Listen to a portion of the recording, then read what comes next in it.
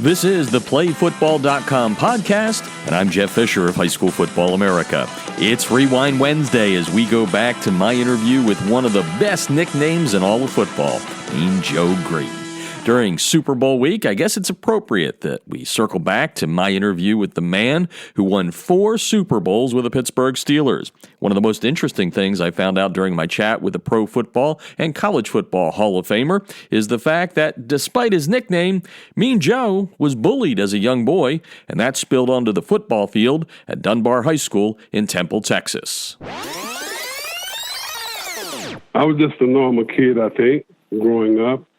And so often you get this image of football players being rough and tough and, probably don't think about anything other than themselves. And I guess I had an opportunity to share, a little bit of my life through football all the way up. It's kind of different. Yeah. I always been large, but I never considered myself the macho man, I wouldn't tell anyone I love to contact. I love to hit. That's a fallacy. And anybody that says it, I think they're just not telling you the truth. There were a lot of times, as I stated, that I was hiding and running home from school, trying to escape the people that I felt that was dangerous to me. They wanted to get a piece of my hide, so. You really were bullied as a teenager, and then that kind of spilled out onto the football field with your temper and all that. And is that all part of the Mean Joe part of Mean Joe Greene? But how did that all transform? Well, after I caught it a bit of a transformation, quite accidentally. That the guy that had been bullying me for a good little while, we were pals, but he did one thing that was unforgivable, and I attacked him, and for whatever reason, I overcame being afraid and to stand up for myself. And I think that also was a big transformation in terms of how I played football. I think I went from being large and timid into being large and very aggressive. Mm-hmm. That's the way I learned how to play.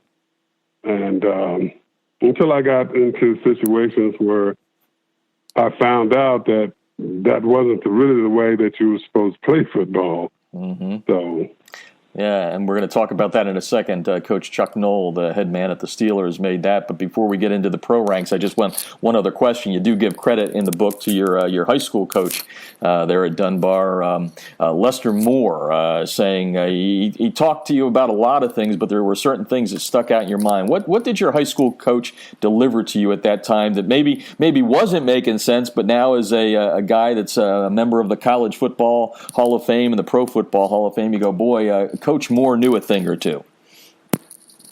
Well, from the old school, he talked about the physicality of the game. How do you have to be physical? And he talked about aggressiveness. And one of his old-fashioned statements was about, he says that it's not the size of the dog, but it's the size of the fight in the dog. And that meant that anybody could play football, and it didn't matter what size you were as long as you had the attitude and the hustle and the effort. That's the way I evaluated it later on, that it was about the energy that you put forth in doing what you were doing. And I think that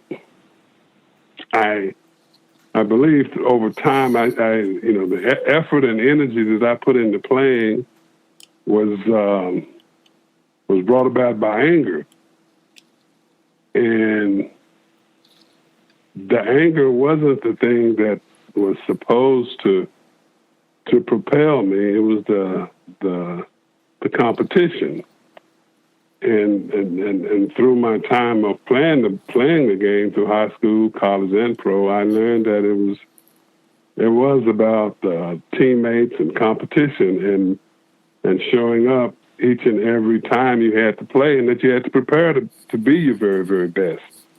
Not just on game day, but during the week and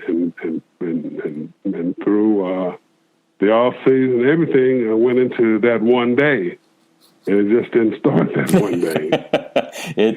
Yep, there's a profession from the high school days to you're a professional. You have to be part of all that. Is there any way for you to describe your relationship with Chuck and what he meant for you, not only as a professional football player, but as a man? Well, as a man and as a coach and a leader, Chuck exemplified what that meant to me. I saw so many times when during that 1-13 season and the seasons that followed, how he stayed the course. When times that he was saying things that you couldn't see any light in it, that you do certain things and this is going to help you be in a position to win. And we never saw those things because we never put ourselves in a position to win. And it was very difficult to see some truth in what he was saying. But eventually, when we did win more than we lost, you started to see evidence of what he had been trying to coach. And through that, there were some believers start to develop in the locker room. And then we got enough leaders and believers in the locker room to overcome the doubters. And that's, I think that's when we started to win. And I started to believe in all of that. And I never saw anything in Chuck's behavior that belied what he was telling us. Not one thing. And I just thought he was just a special person. He he would say things like, the press, they have a job to do. That job is different than ours, but nevertheless, they have a job to do, and you have to respect them for that job. You don't have to do the work for them, but you do have to respect that person in the work that they do. He told me about the officials when I was acting, very unruly towards those guys, and he just said, Joe, these officials are human. They have families and they have people that love them, and I'm sure that they don't like the way that you talk to them.